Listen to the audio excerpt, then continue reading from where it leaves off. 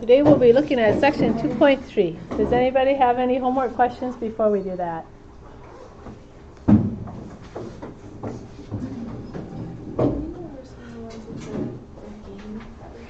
The Fibonacci NIM game? Sure.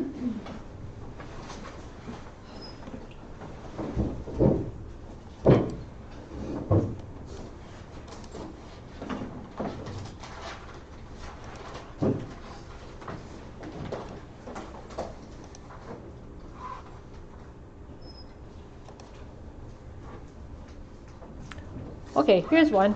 Suppose you begin a game of Fibonacci NIM. You start with 124 sticks. What is your first move? So I had wished we had like another 5 minutes of class to play this Fibonacci NIM a little more. So we'll get a little idea now how you would make your first move.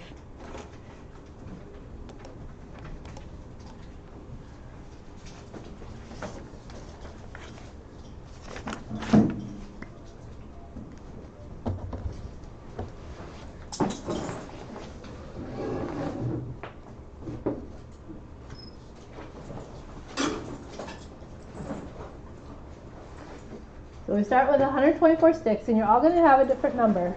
Okay, so you're going to have to know this technique.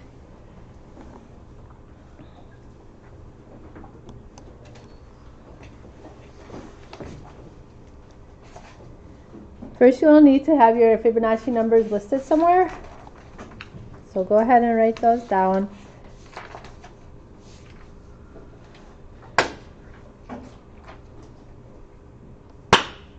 Nope, I didn't add those right.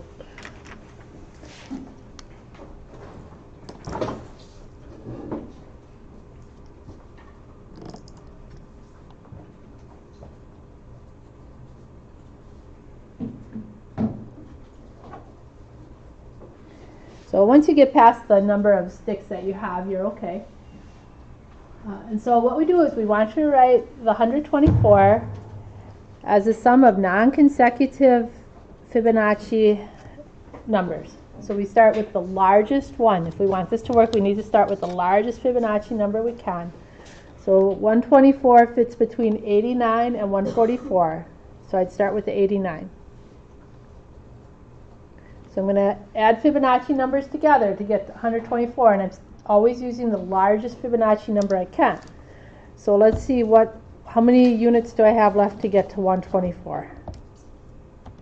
If I take away 89, I still have 35 units to go. So next I'm going to pick 34, because 35 fits between the 34 and 55. So I'm going to add 34 in. Now I have 89 plus 34. I'm almost there. I just need one more, and 1 is also a Fibonacci number. So write your Fibonacci, write your number as the sum of non-consecutive Fibonacci numbers, always using the largest you can. And then you're ready to play Fibonacci NIM. Who remembers, what number do I pick here of 6? Anyone remember? 1. Yeah, pick the 1. Pick the smallest.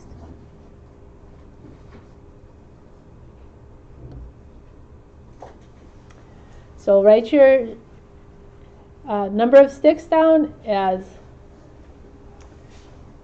the sum of non-consecutive Fibonacci numbers. You're always picking the biggest numbers that you can. And then when you get to your last number, that's how many sticks you pick up. Do you want to try another example, anybody?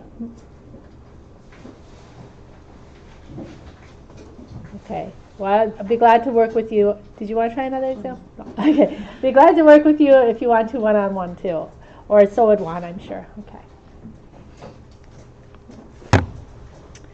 Any other questions? Then we're going to go on to section 2.3.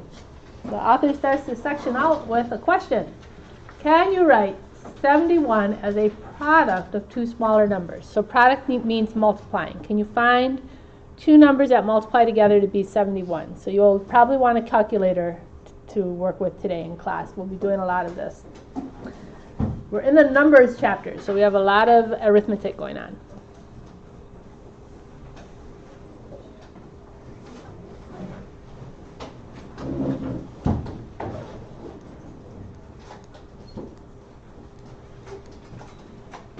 Can you write 71 as two smaller, the product of two smaller numbers? So how would you go about deciding if you can or not? What would you do?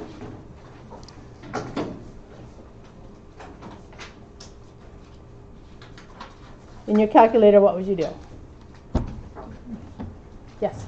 71 divided by 2. Sure.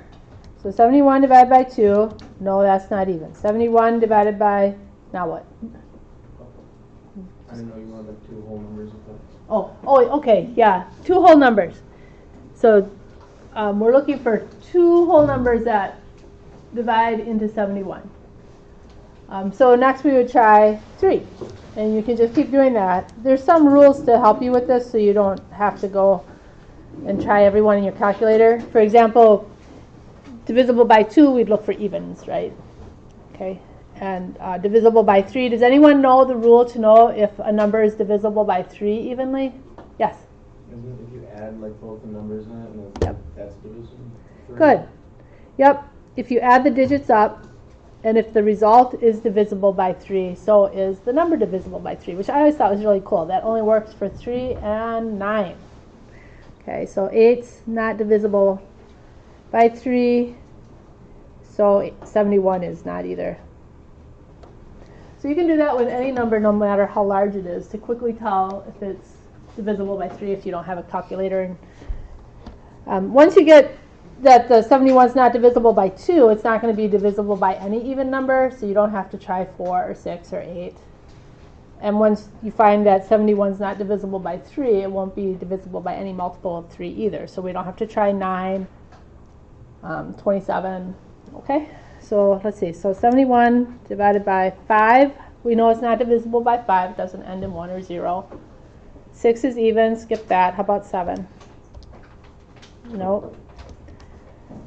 Well, 8's even, so we'll skip that. 9's a product of 3's, so we don't need to bother with 9. Since 3 didn't work, 9 won't work. And 10 doesn't work either.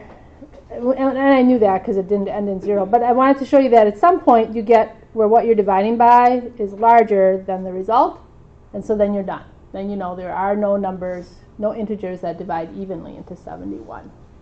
What do we call a number that does not divide evenly by any other number but one in itself? Yes?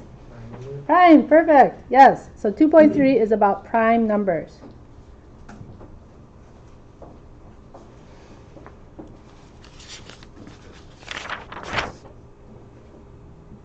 (71) is a prime number. It cannot be divided by any number evenly except 1 and itself. So let's write the definition of a prime number down. A natural number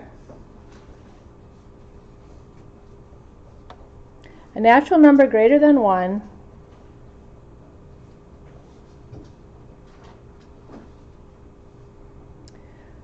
whose only factors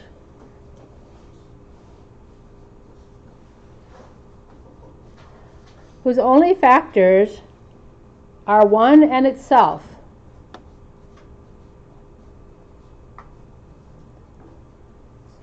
Whose only factors are 1 in itself is a prime number.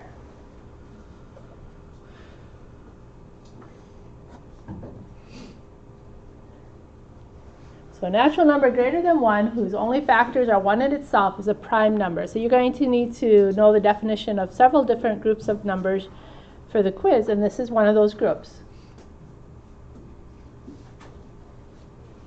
But there's some words in here you're maybe not used to using because you don't use math too often. So let's go ahead and look at some of these words.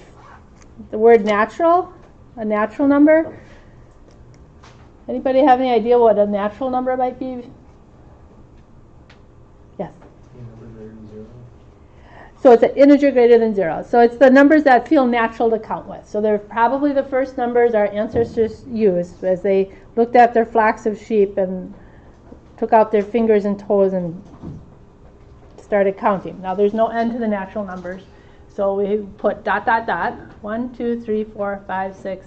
So that's another group of numbers that you'll need to be familiar with. What are the natural numbers? So prime numbers are integers, they're whole numbers, they don't have a decimal part. They're a natural number greater than 1 whose only factors are 1 and itself. By factors we mean numbers that divide evenly.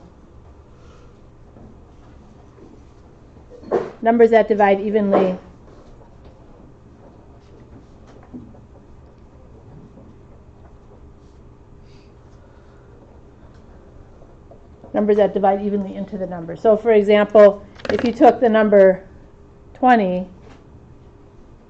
20 is equal to 2 times 10, right? You can use a dot for times, or you can use parentheses for times, or you can use an X for times. So, and then the 10 is 2 times 5. So 2 and 5 are, and 10 are factors of 20. There's actually more than that. So some factors of 20 I just said, 2 and 5 and 10. What's another factor of 20?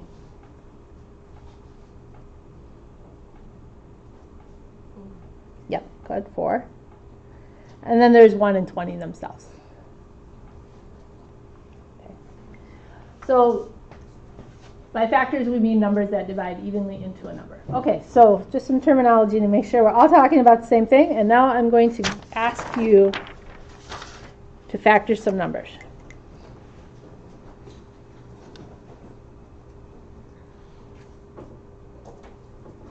Maybe we'll do a couple together, and then I'll ask you to do some on your own. So let's factor 700. So by factoring, we mean find the prime factorization. So I'll say factor completely, and that means find the prime factorization. So the 700 is 7 times 100, so I'm going to put little branches and put the 7 and the 100. And then 7 doesn't have any numbers, it doesn't have any integers that divide into it. So 7 is prime, but the 100 is not, right? 100 is 10 times 10.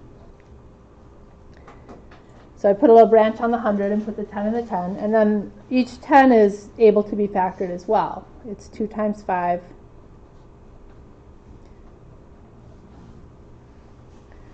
So the prime factorization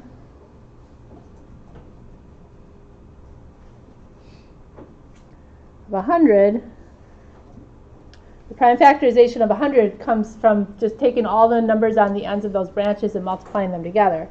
So we had a 2, a 2. I usually put them in increasing order, but you can rearrange them how you like. 2 times 2, 5 times 5, and 7. 2 times 2 times 5 times 5 times 7. You can check that in your calculator.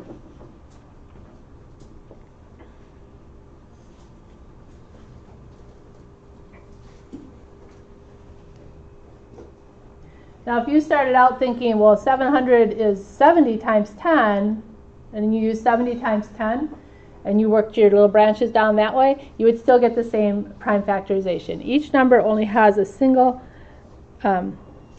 distinct prime factorization. Let's write that down actually. So the prime factorization theorem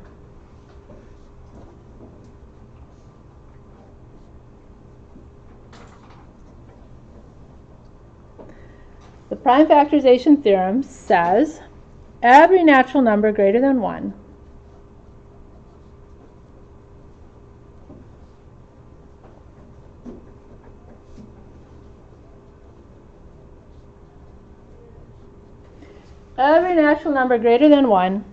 is either a prime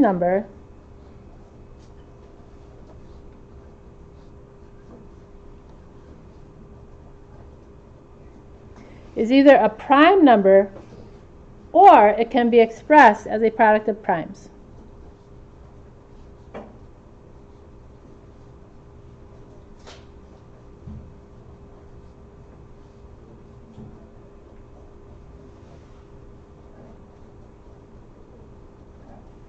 Every natural number greater than 1 is either a prime number or it can be expressed as a product. That means things multiplying together. A product of primes. So all the numbers that I give you, you can do this tree factoring with unless they're prime.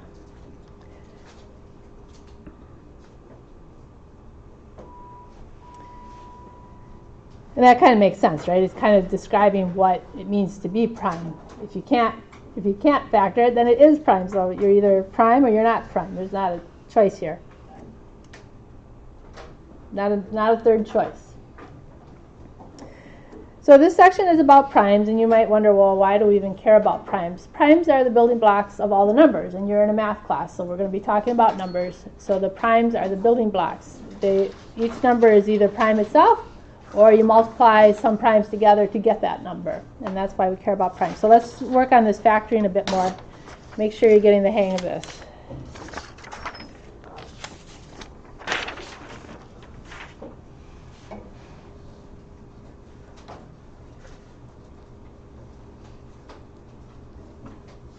So how about factoring completely 380? So it ends in 0, so we can go ahead and say 10 times 38.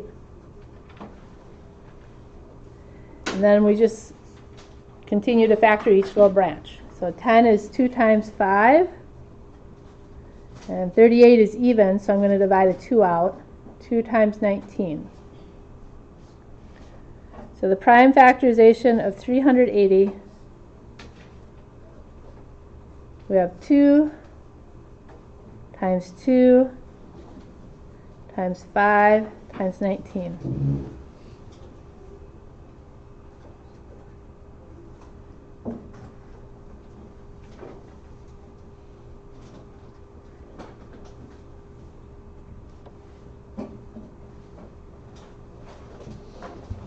Here's one for you to try. Does anybody have questions first?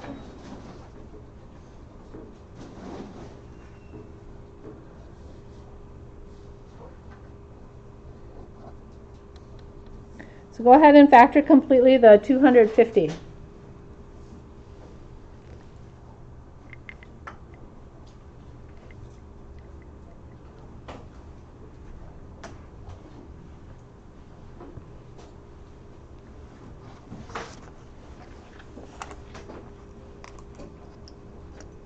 I'm going to hand out some handouts while you do that.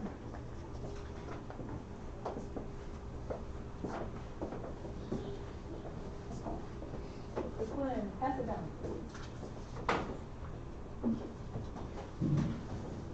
So maybe we'll walk around, Juan and I will walk around a little bit and see if you're getting this how to factor to 250. Okay, so take out your calculator. We'll take a look.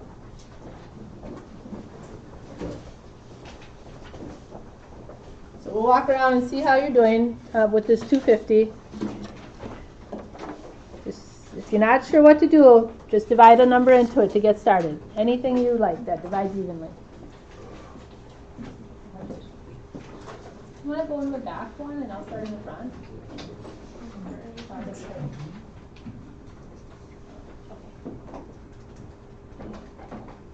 I didn't even check. What did I do?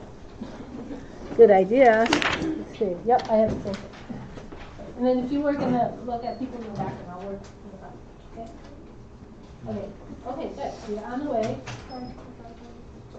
So 25 times 10, and 10 is 2 times 5, and then also what about 25? What can that be after that? Yeah, so add that to your list down there. Whoops. It's actually just a little time sign there. Okay. Because then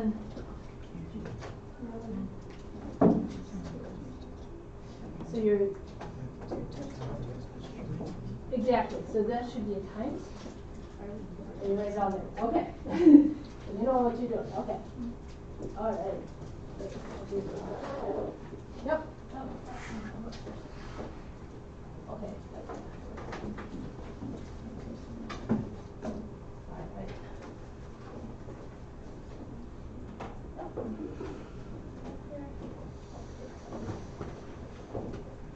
There we go. All right. Everybody's going okay? Okay. Thanks for checking.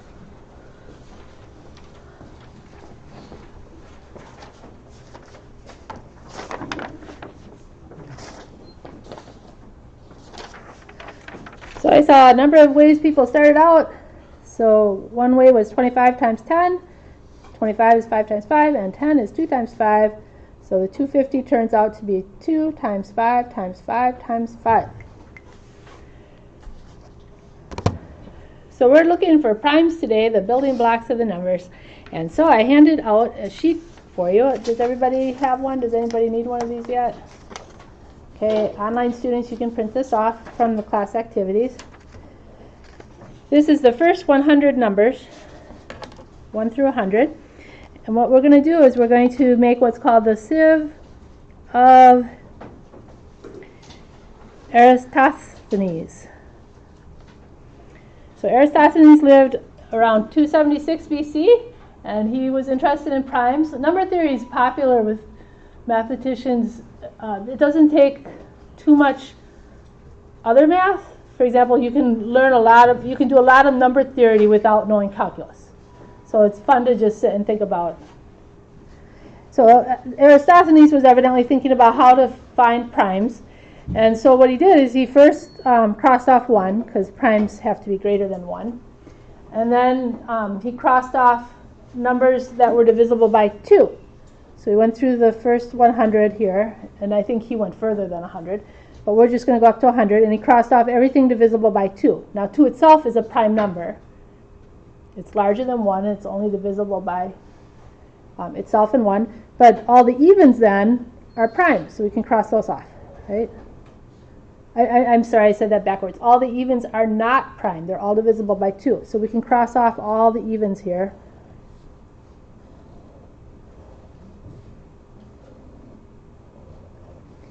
So we're looking for primes. So we're crossing off all the evens because they are divisible by 2, so they are not prime. And then Eratosthenes went through and crossed off everything divisible by 3 except 3 itself. So cross off the multiples of 3. We already crossed off 6, but there's 9. 12 we crossed off. Here's 15. 18's crossed off, but here's 21. And we just keep going through. So hopefully you know your multiplication by 3's table. Okay, so cross off 24, 27, 30, 33, 36, 39, 42, 45, 48, 51. If you're not sure, you can just add those digits quick, right? 51 is 5 plus 1 is 6. 6 is divisible by 3, so is 51. 54, 57, 60, 63, 66, 69, 72, 75, 78, 81, 84, 87, because 8 plus 7 is 15. 15 is divisible by 3. 90, 93, 96, 99. Okay, so we crossed off all the multiples of 3. So those are numbers that are not prime, so we cross them off. Now, anything divisible by 4 we already crossed off, right? Because if you're divisible by 4, you're divisible by 2, so that's covered. We come to the 5, so we cross off everything divisible by 5, and those are numbers that end in 5 or 0. So let's cross off the column, and oops, not the 5 itself. Don't do what I did and make your x too big. Same. 4 is not prime though. So we're crossing off all the numbers that are not prime. We should have only primes left. So right now we have 2, 3, 5, 7 in that first row. Okay, so everything that's divisible by 6 is divisible by 2 or 3. So anything divisible by 6 we've already crossed off our list. Now it's time for the 7s. Hopefully you know your 7s multiplication table. If you don't know it, that's a good way to go to sleep, right? You can't sleep and you just start multiplying out your 7s. Okay. All right, so 7 we leave. 14, cross off. 21, 28, 35, 42, 49,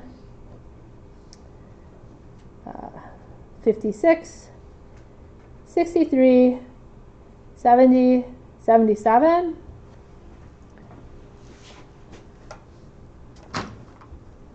Then we're up to 84,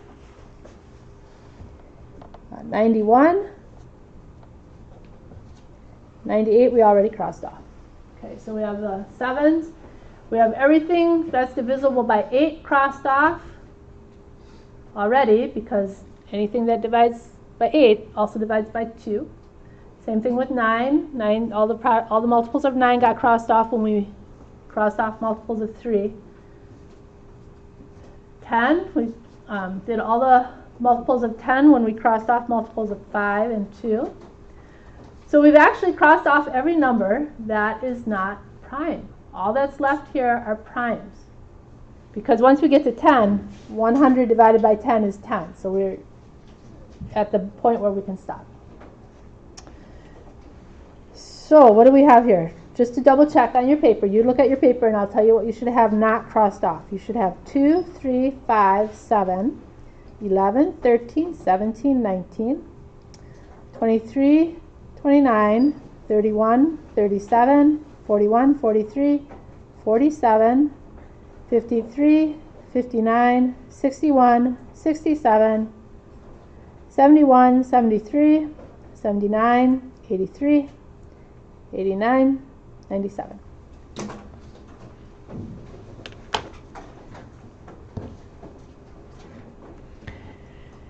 Now primes are interesting in and of themselves because of their scarcity.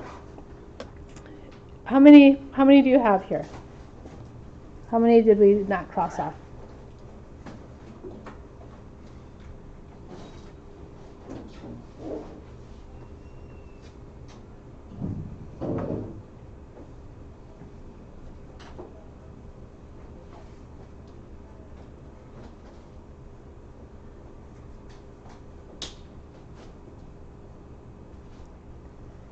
Did anybody else count 25?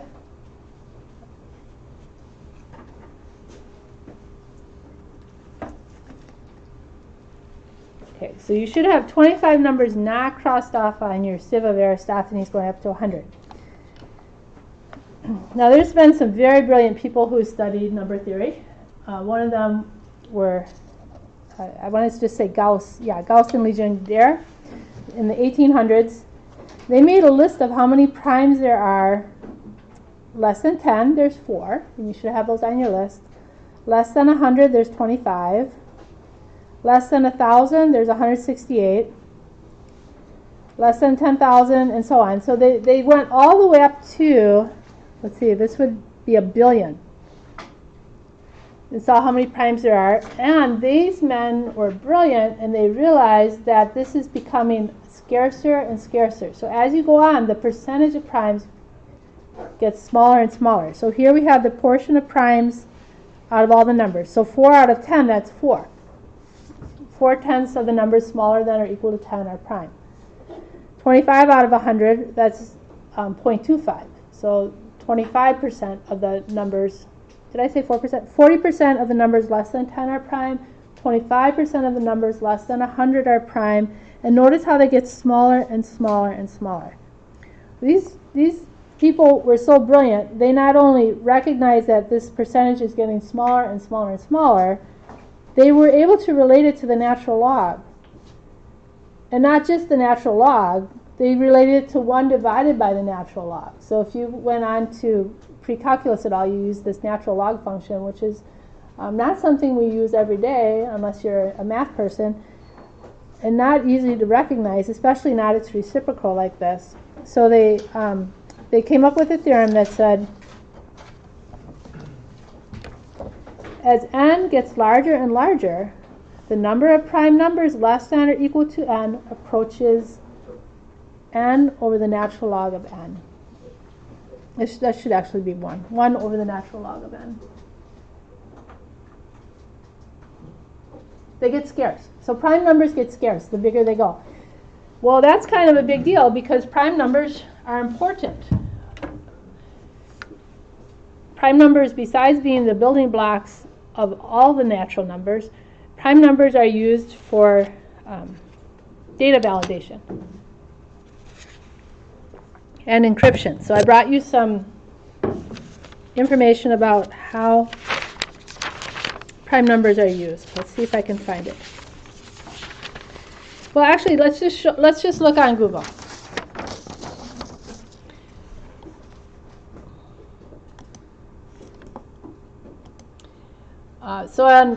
I was going to try this on Google, but then I tried it in my office, and Google can't manage it. So the reason prime numbers are important in today's society, for a number of reasons, but the one that we're going to look at is they're used for encryption. So when you send an email or when you send your bank data, who banks online? Anybody else bank online, right? You don't want somebody else getting your information. You want that to be beautifully encrypted so no one else can read it but the bank. Well, primes help us with that. Look at how hard it is to factor. Wolfram Alpha is a wonderful website. If you have any math you have to do, Wolfram Alpha can do it for you, most of it. So, for example, we factored 250. See, it does it 2 times 5 to the third, which is 5 times 5 times 5. But what if we have a bigger number? I'll just put some more in there. And hit equals. Look how fast it can factor that. There's only 2 factors. Okay. I can get a bigger and bigger number up here, and it can continue to factor. Let's make it even so at least it does factor a little bit. Look at how fast it factors that. But as prime numbers get as numbers, any natural number gets bigger and bigger, a computer can't factor at a certain size. They just get too big for the computer to factor. Here, I'll put a bigger number in. I think this one's pretty big. Can it handle it? We know it's even, so we know it's factorable. And yes, it was able to factor that. That was very big. But I'm going to get to a certain point here where it cannot manage. You notice it's taking a little longer each time? It did not factor this one. It just wrote it down again. Because the standard computation time elapsed.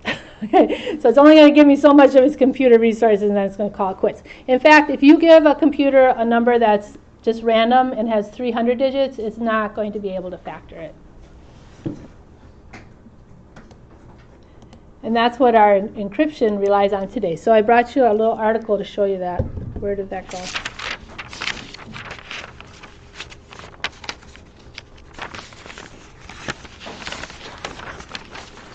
So this is an article from Extreme Tech.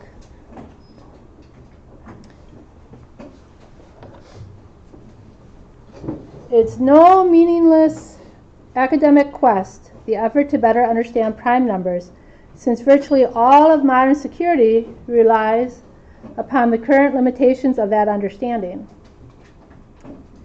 So in 2009, researchers networked several hundred computers together and spent the equivalent of about 2,000 years for a single computer using advanced algorithms to factor the RSA 768 number. That is to say, a number with 232 digits, put up by RSA as a group as a factoring challenge. So 232 digits, and the computers did it using 2,000 years of processing time. But because they were able to crack that with those 2,000 years of processing time, they're not going to use 232-digit encryption codes anymore. They're going to switch to 309 digits. So that's the new standard.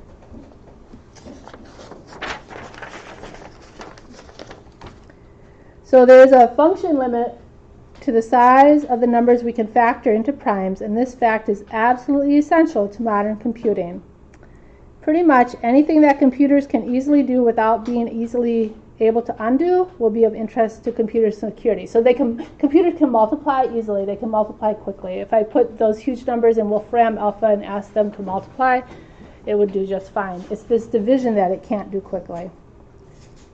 So modern encryption algorithms exploit the fact that we can easily take 2 large primes and multiply them together to get a new super large number, but that no computer yet created can take that super large number and quickly figure out which 2 primes went into making it. So there's people that spend their time looking for new prime numbers because they can be used in this encryption process. I'll show you a section in your book you can go to if you like.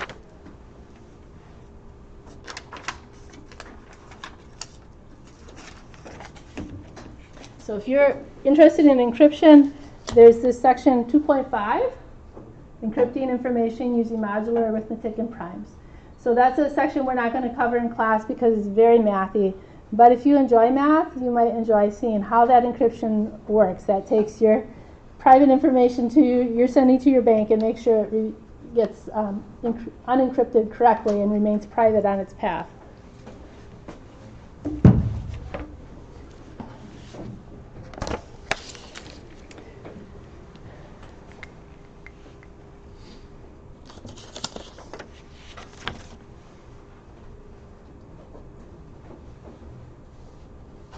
So my question is, what is the largest prime? What is the largest prime? Okay, all this discussion about big primes hopefully gave you an idea of what the answer to this is. Does anybody want to tell what the answer to this is?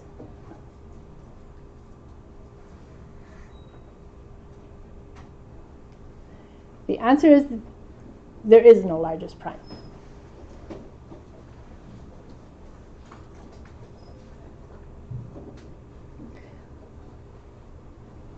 There is no largest prime. So that is important to the computing industry, but it's been known for millennia before the computer industry was interested. We're going to look at the proof of there not being any largest prime.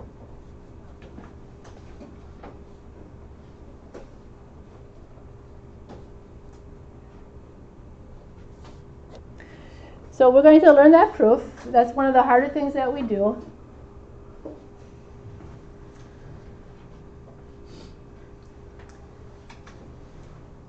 And you might wonder, well, why would I ask you to prove anything? Why prove theorems? What is a theorem anyway? A theorem is something a mathematician or somebody else has proven with an impeccable series of logic that is not able to be knocked down. The logic is solid. There's no way to there's no way to refute it. And so we're going to make a proof that's in that fashion. Let me write it down, okay? So what is a proof? I like the definition from Peng Shi at Duke University. Peng Shi said a proof is a sequence of impeccable logic, a sequence of impeccable logic leading to the inevitable conclusion.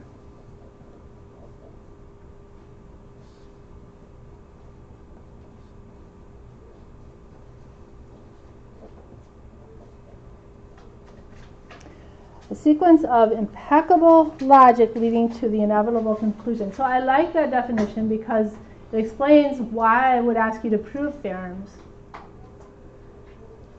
Someday you're going to want to make an argument, okay? Even if you're not a lawyer in front of a jury, you're going to want to sway somebody to your way of thinking. And so you'll need to have practice at getting through a reasoned series of thoughts to get to an inevitable conclusion. And so that's why we practice proving theorems. This is a quantitative literacy course and a math competency course. So part of being competent in mathematics is able to think logically and make a compelling argument. So that's what we're practicing when we prove theorems. We want to increase your reasoning skills.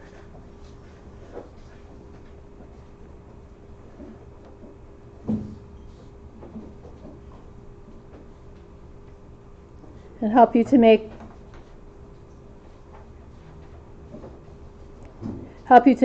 persuasive arguments.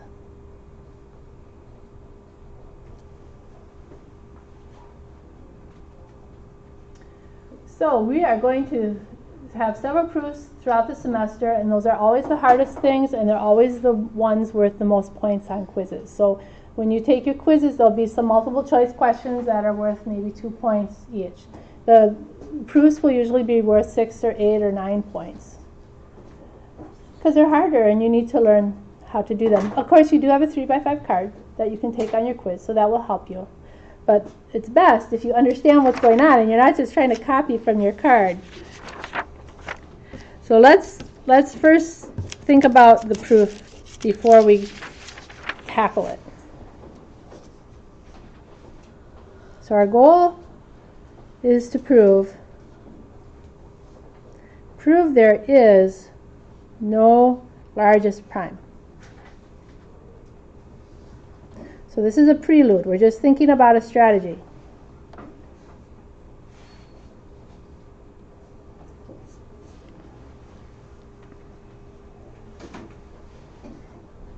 So we're going to start off by thinking about it, and we'll start small.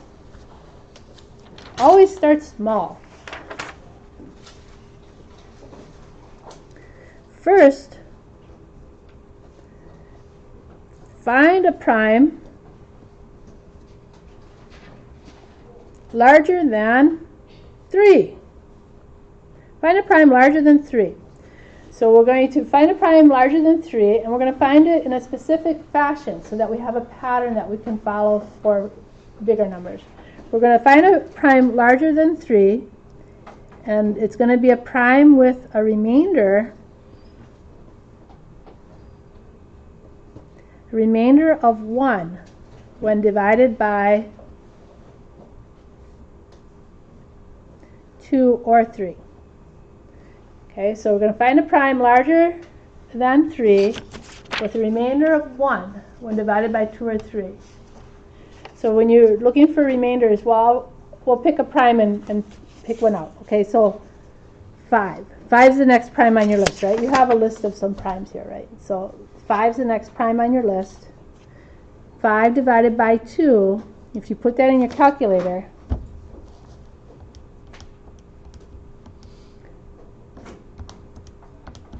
you get 2.5.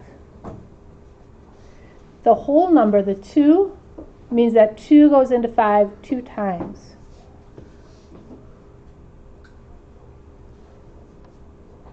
So we'll see how many times, what the remainder is by taking the 2 times the 2. Okay, I'll put a little x. Sometimes a dot for times looks like a decimal. So we'll say 2 times 2. 2 times 2 is 4. And 5 minus 4 is 1. So the remainder is 1. Okay, if we did it with long division, it would look like 2 divides into 5 2 times. 2 times 2 is 4. We subtract and get a remainder of 1. So the long division method is going to help us pretty good when we get to the next section. So we might as well do the long division method, okay? So you get started with your calculator if you need to. Find that whole number. That tells how many times 2 divides evenly into 5. And when you take 2 times 2 is 4 and subtract, as you do with long division, you get a remainder of 1. Okay, so that's what I wanted. I wanted a prime larger than 3, which has a remainder of 1 when divided by 2. I don't think 5 has a remainder of 1 when divided by 3, though. Let's check that out. 3 into 5. So 3 goes into 5 just one time, right? 1 times 3 is 3. And when you subtract 2, you get 2.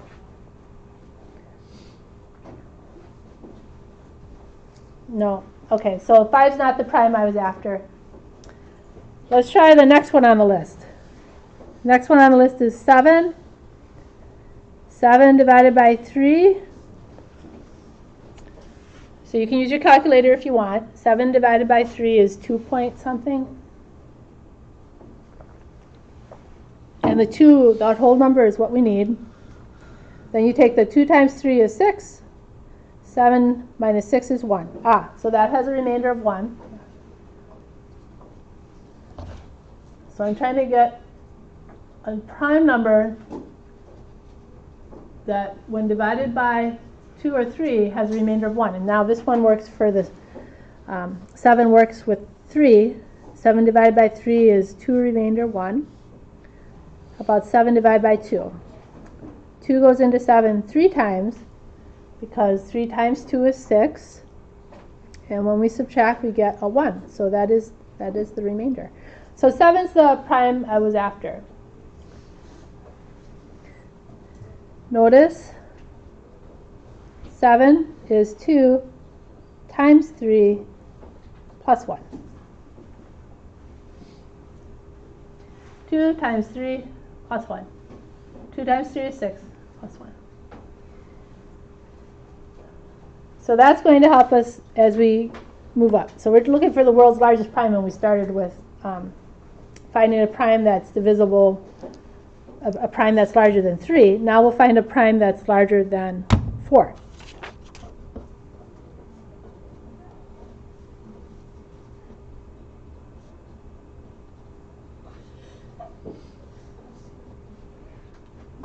And this prime that's larger than 4, we want a little pattern here. So we want it to have a remainder with a remainder of 1 when divided by 2, 3, or 4. Okay, so 7's not going to work for that. But we see a little pattern here. Okay?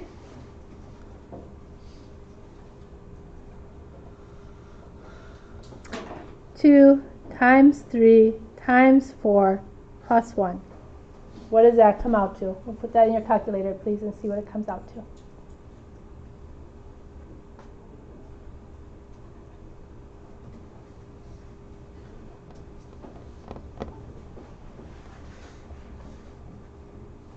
Anybody figure it out?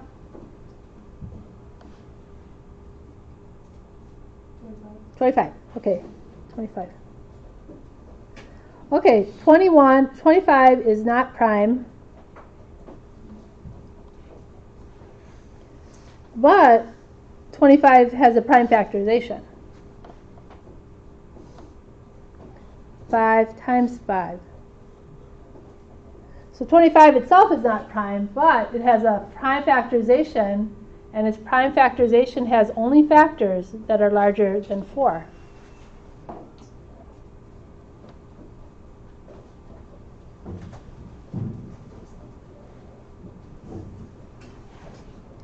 So 25 itself is not prime, but 25 has a prime factorization, and in that prime factorization, each prime factor is larger than 4. That's because if you take the 25 and divide it by 2,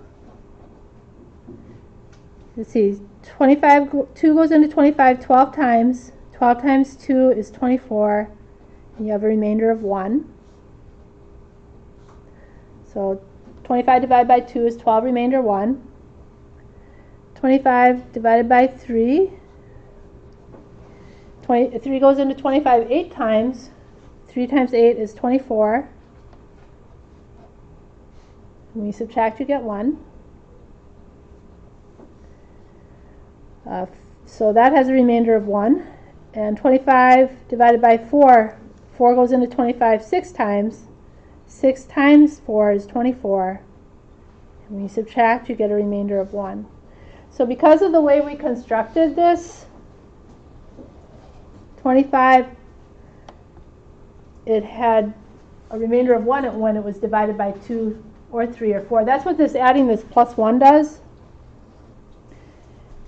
And because we constructed it in this way, 2, 3, and 4 itself don't divide into the 25.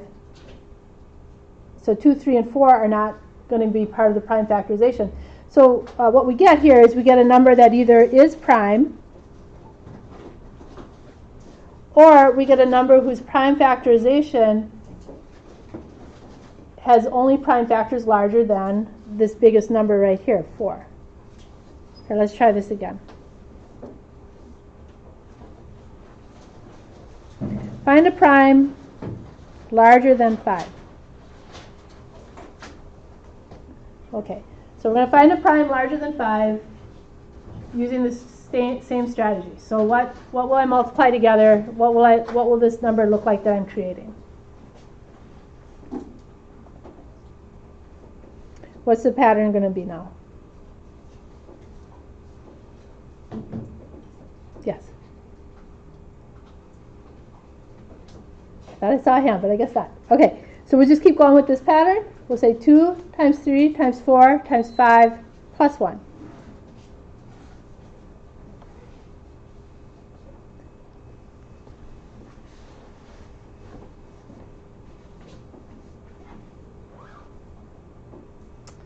Anybody put that in their calculator? 121, thank you. Is 121 prime? No.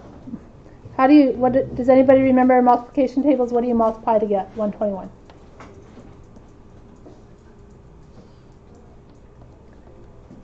(11 times 11). Okay, 11 times 11. So 121 is not prime, but the prime factorization, all the factors are larger than 5.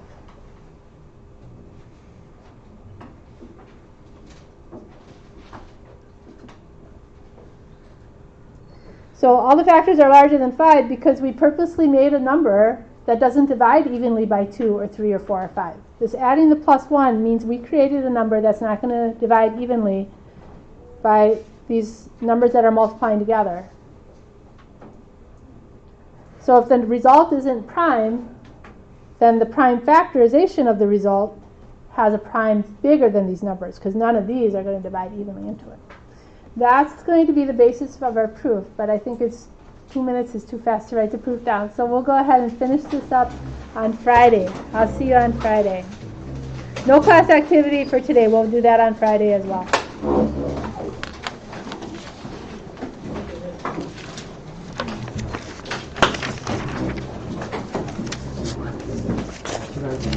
Oh, thank you.